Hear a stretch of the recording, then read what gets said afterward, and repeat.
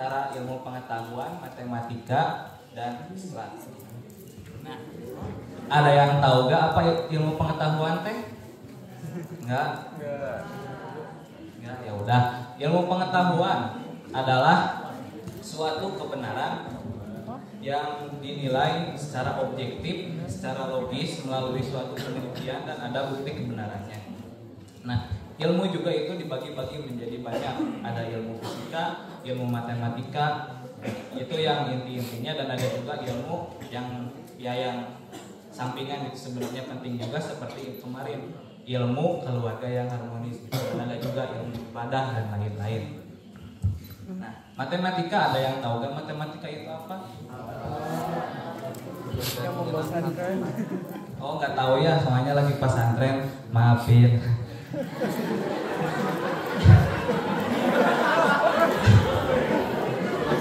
Mungkin di sini ada yang dari luar MIPA juga ya. Karena saya dari MIPA, matematika itu sudah jadi makanan saya sehari-hari gitu. Nah, kalau matematika ini itu sebenarnya ilmu yang untuk menghitung. Tapi secara tidak langsung di Al-Quran juga kita sudah dijelaskan bahwa Quran itu sudah mengutip ada matematika gitu. Cuma penemuannya dilakukan setelah beberapa abad atau beberapa tahun kemudian gitu.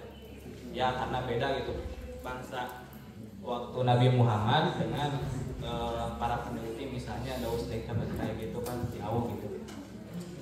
Nah, hubungannya apa matematika dengan Islam? Misalnya yang pertama hubungannya ada masalah pembagian zakat. Nah, pembagian zakat itu misalnya dibagi 2,5%. Nah, itu tuh matematikanya di mana? Dari angka 2,5%-nya. Nah, itu tuh salah satu hubungan. Hubungan tersebut menjadi batasan agar pembagian zakat itu tidak jauh gitu, tidak jomplang. Kenapa? Karena itu sesuai dengan hukum Islam. Nah, ada juga sesuai dengan yang dosen saya katakan bahwa di pembentukan bilangan, misalnya ada bilangan genap dan ada bilangan ganjil. Nah, bilangan genap itu ada dalilnya. Yang pertama, ada suatu cenah katanya di gua, ada 2 orang ditambah 1 anjing. Nah, 2 orang itu artinya 2 orang, belum ada angka 2 ya, tulisannya 2 orang. 2 itu berarti kan bilangan genap ditambah anjing. Nah, berarti anjing itu 1, 2 ditambah 3 jadi 2 ditambah 1 jadi 3. 2 ditambah 1 jadi 3. Dan 3 itu bilangan apa? Bilangan ganjil. Dan itu berlaku dengan seterusnya. Misalnya 4 orang dan 1 anjing misalnya. Nah, itu tuh kan belum ada dulu. Nah, itu tuh salah satu contoh pembentukan matematika dalam Islam kayak gitu. Nah, ini juga ada salah satu misalnya pembentukan planet nih. Pembentukan planet di bumi kayak bumi, matahari yang kayak gitu kan, itu tuh sebenarnya kita nggak tahu ya ngebentuknya kayak gimana, tapi apa hubungannya sama matematika? Ada yang tahu nggak? Nggak. Nah, kayak gini misalnya hubungannya. Kalau misalnya kita menjelaskan berapa luas bumi, ada yang tahu nggak? Nggak tahu. Nah, saya juga nggak tahu. Nah, yang saya tahu berapa kedalaman bumi? Berapa kedalaman bumi?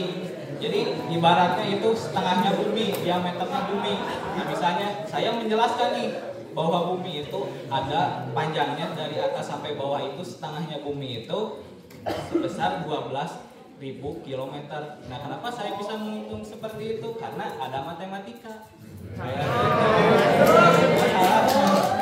Nah, bahkan luas neraka juga sebenarnya di dalil itu katanya infinity gitu. Tetapi di matematika itu sebenarnya bisa dihitung karena ada dalil yang bukan dalil, riwayat hadis yang menjelaskan. Nah, pertama-tama hadis riwayat Muslim. Nah, ini tuh katanya kami pernah bersama Rasulullah SAW dan kemudian mendengar suara apakah itu Nabi? Rasulullah SAW. Nah, itu tuh suara batu yang jatuh dari atas sampai ke bawah ke dasar neraka. Nah, itu tuh dalam waktu 70 tahun yang lalu. Bayangin, nah di situ aja kan kata 70 tahun yang lalu ya, berarti bisa dihitung menggunakan rumus setengah GT kuadrat. Nah, kalau misalnya kita lihat ya, saya sudah menghitung dan ini juga penelitian ITB ya. Nah, itu tuh luasnya sekitar kedalamannya itu sekitar 23 triliun. Nah sedangkan gini, kalau misalnya logikanya gitu kita ukur ya, kita itu sekitar 30 cm ya untuk satu orang anggapannya gitu. Nah jika misalnya kita masuk neraka gitu, kita juga gak ada waktu buat tobat. Kenapa? Karena anggapannya gitu, kalau misalnya ya kalau misalnya gini, kita gak boleh ngebahas dulu yang pahala-pahala karena itu udah sering dan kita juga sudah tahu. Kalau misalnya kita membahas neraka kan misalnya dari yang tadi itu 23 triliun kilometer, nah itu kan sangat panjang ya. Jika misalnya kita bagi-bagi satu orang itu bakal cukup sampai 500 miliar manusia. Nah bayangin gitu, kalau misalnya di neraka itu kita dimasukin semuanya, apakah bakal gak cukup? Enggak, itu bakal cukup. Nah sekarang nih apa tujuannya dari ilmu pengetahuan matematika dan neraka?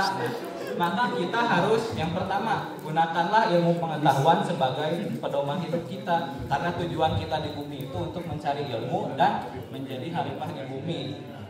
Nah yang kedua, matematika itu dijadikan sebagai dasar dalam hidup kita, karena semua yang ada di sini bisa dihitung oleh matematika. Yang ketiga, Islam itu digunakan sebagai pedoman hidup kita juga, sebagai pendirian yang sering kita lakukan sehari-hari gitu, misalnya sholat, ngaji. Nah maka dari itu pokoknya santriwati dan santri ini dapat berpikir dengan logis dan kritis. Terima kasih. Wassalamualaikum warahmatullahi wabarakatuh.